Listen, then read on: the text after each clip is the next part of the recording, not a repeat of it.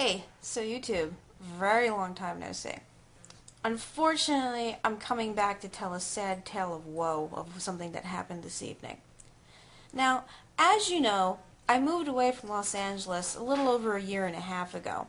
And as some of you know, but most of you don't, I moved back into Los Angeles somewhere around the 4th of July. Now, a couple years ago when we lived here, we had a particular dive that we enjoyed going to when we lived in Hollywood called Kitchen 24. Now, at the time, the place was always packed. Everyone would go there because it was a cool place to hang out, the prices were good, it was a great atmosphere, and the service was wonderful. Today, on a nostalgic note, and to have some minor celebrations for some working things that have happened, decided to take my husband, who's out here again, and one of my coworkers and friends out to go to Kitchen 24 because we seem to remember having been, a pretty cool place to go eat. And that was what we were doing for dinner. Well, unfortunately, Kitchen 24 has apparently gone severely downhill in the past year or so. And this was then reinforced by one of my other coworkers who pointed out that it really, really sucks currently.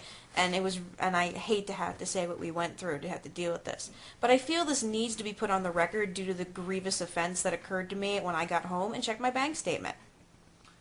Well, I first started off, you have run errands. I ordered your food for you. I go, yeah, I'll have for myself a chocolate milkshake. Sounds great. Diner food, which actually wasn't that good. And then I go, yeah, I want to get mudslide for her. And they go, oh, we can't, do that. We have the ingredients, but we don't have any blenders. I went, how are you making my milkshake?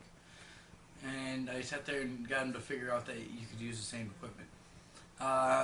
And then your friend ordered a coffee. Took 15, 20, about 20 minutes to get the coffee after I had to get up and physically go towards the coffee maker and go, I need this now. And they go, oh, we thought you said cappuccino. I go, no. You go, cappuccino? And we went, no, coffee. Twice. And you didn't get it. Sat there and took ever for the drinks. Actually, my drink came out after my food did. Food's here, then drink comes. I was like, yeah, you're kidding me. No waters for us, but the table next to us got waters. They had a cute guy that was single. I sat there, and when I went to go, eat my pancakes, I realized that there was no syrup for it. I had no straws for my drink, and person B had no creamer for the coffee. And it was just like, where is this stuff? So I had to actually go back up to the bar and ask for all these individual items. When I was sitting here, I noticed that he was spending more time with the boys that were in their own table, just hanging out. And he sat down, flirted with them and stuff, completely ignored us. Yeah, I was really pissed off. And they have bit of honeys. It's really hard not to go in there anymore.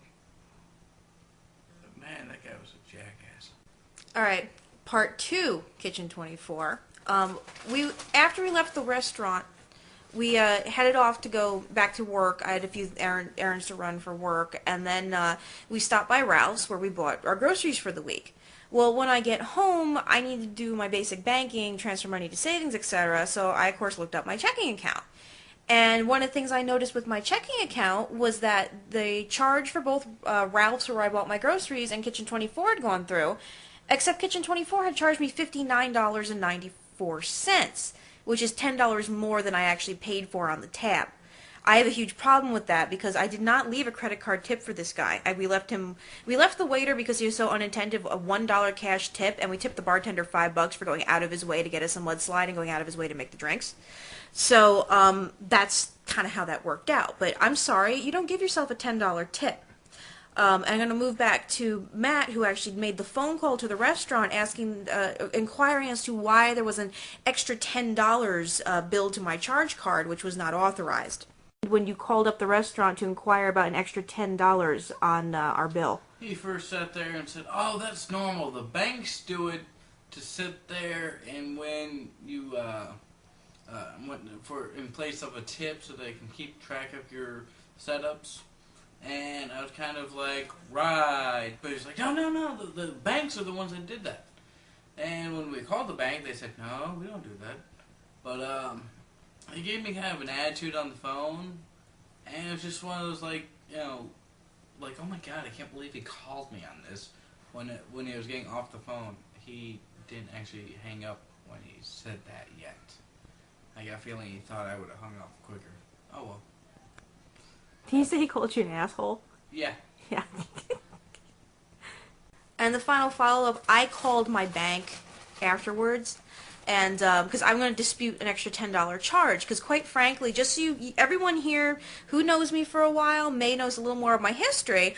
I've worked retail, when I'm not working movie business. Which means I've run register before, I've run I've run cash and credit card machines before. I've worked at conventions running credit card machines. So the way that a credit card machine works is the merchant, the person at point of sale, puts in the amount of money they're charging the card.